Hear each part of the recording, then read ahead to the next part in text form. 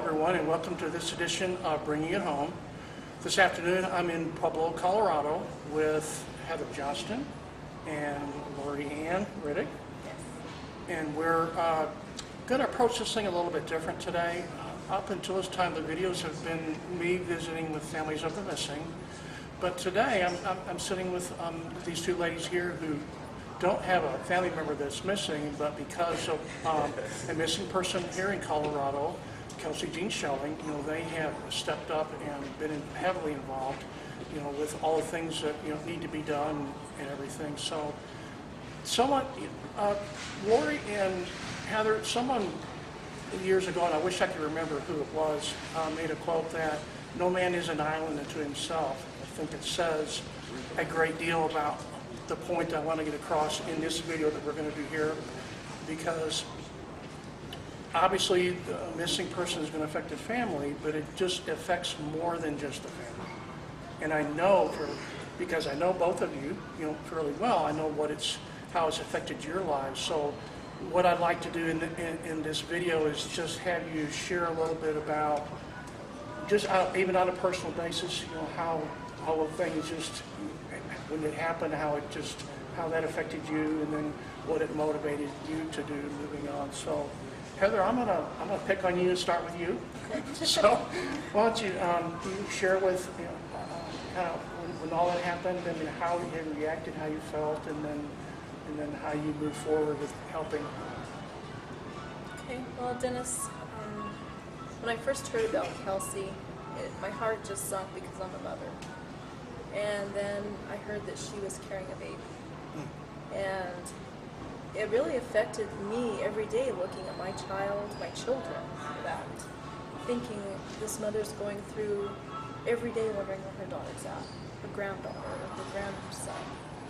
And I just knew that I needed to help. I needed to find some way that I could be part of this and try to make a difference.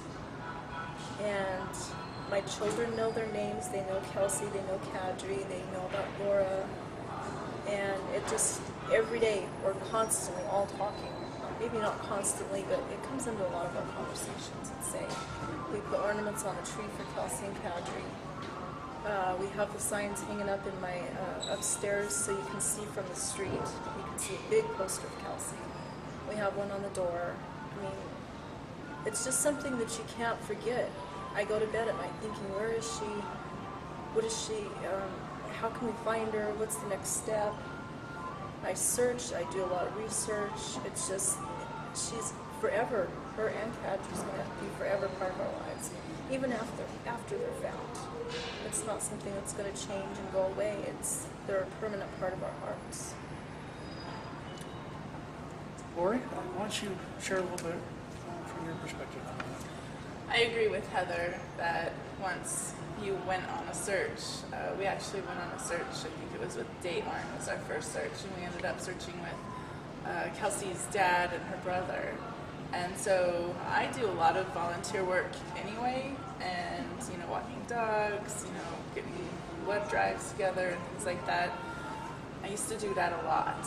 And then when I started with this Kelsey case, walking dogs, although important to some people, it was not as important to me at that point. At this point, it was all about, finding Kelsey. And then it wasn't just about finding Kelsey, it was about bringing awareness to other missing persons. And then the more we found out about Kelsey, the more we found out about other people that needed help, and, all the way from murder, runaways, kidnappings, and things like that. It's huge. And then when you come to find out that the families are out there alone, they don't really know what to do. There's people like us that are willing to organize, search parties and, do our own little, investigations and searches. Because even though we might not have a solid tip, if we go search an area, then that area is searched, and it's searched good. And if we have to go back, then we'll go back. If we have more information about other people while we're on the search, we'll search for that person and their belongings also. So the drive is, the motherhood. If you've ever met Laura, she's a genuine person who's actually trying to help everybody, not just her own daughter.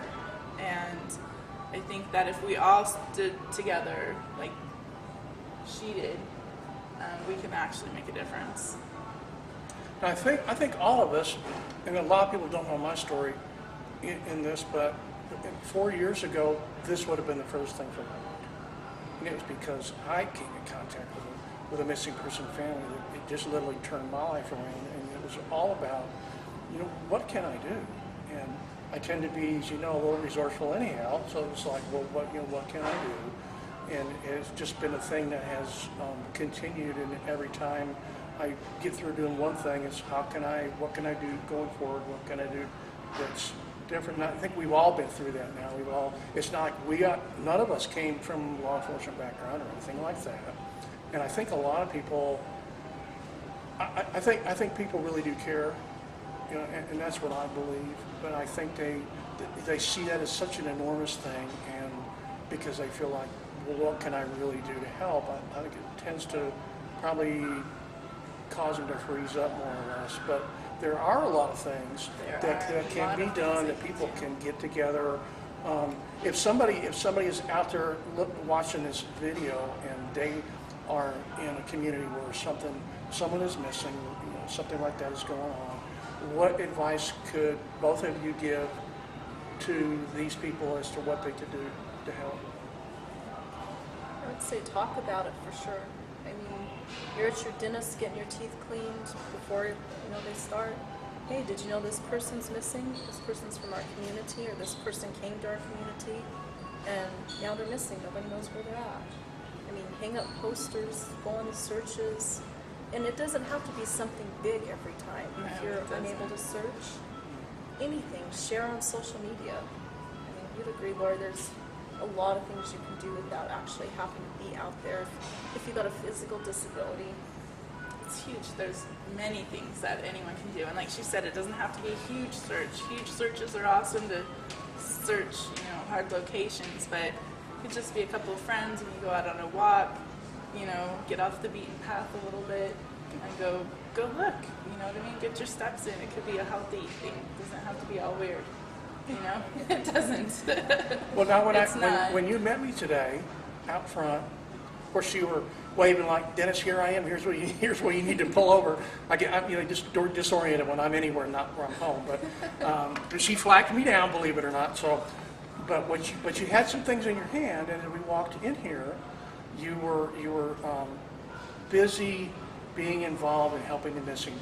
What were you doing as we walked in the building? Well, I brought the rest of our flyers, and I thought, well, if we're going to be there, we might as well spread the word. And one of the things is we had someone who was taking down posters from volunteers that were putting posters up. And, that's a lot of hard work, and a lot of people spend their own money and things like that. And so I've actually been going in and asking people, permission to post it in their businesses and things like that. So then I decided, well, hey, can you post this at your house, in your car, where you work at? I don't care where you put it, just put it somewhere, and that's help. That's spreading the word. It's something as simple as that. It's something as simple as saying, hey, this information is needed, you should call.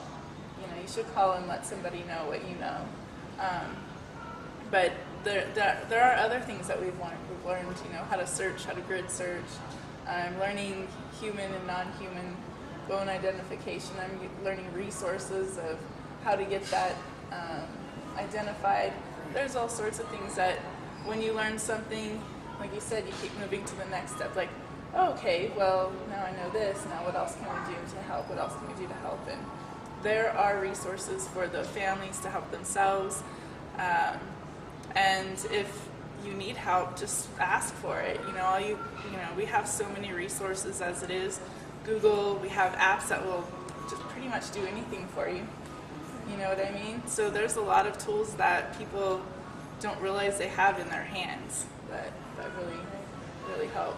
But don't be afraid to help yourself, and don't expect anyone to do it for you. You need to get out there and do it. You need to get pictures, You need to get flyers, you need to get your friends and family out there, and get people involved, get people emotionally attached to your loved one. That's what it is. Like I said, it's not for everybody, but the people it is for, we're very passionate, and we care about what we do. Well, I want to thank both of you for taking the time to do this with me this afternoon. And for those of you watching this, I want to encourage you to share this as much as you can on social media, share it with your friends. Just take an opportunity to, by doing this, to help someone else. And most of all, help me and help us to keep hope alive. So thank you for your time.